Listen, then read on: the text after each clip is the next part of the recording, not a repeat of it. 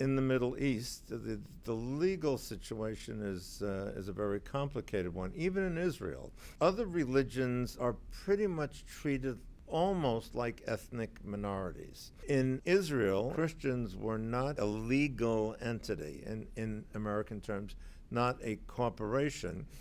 And so the relationship between the churches, or the Catholic Church, the Holy See, and the State of Israel was similar, actually, to the relationship of the church in other Muslim countries, although in other Muslim countries there had been concordats or agreements that basically regularized the legal position of the Catholic Church. But that didn't exist in Israel, or in Palestine, or in Jordan, until the discussions began in the late 1990s, so a bit earlier, to regularize that situation through what is called fundamental agreements. 1990 with the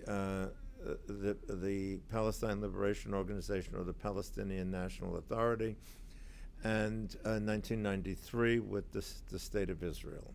The fundamental agreement basically gives the Catholic Church, the Holy See, legal standing in Israel. It's important to know, or to recognize, that the fundamental agreement begins a dialogue for further agreements. And so, for example, the Holy See is still in negotiation with the State of Israel on things like property rights, alienation of property, acquisition of property, taxation, and things like that. But what it does is it gives the Holy See and the Church a legal voice in the particular country, be it the State of Israel or Palestine also.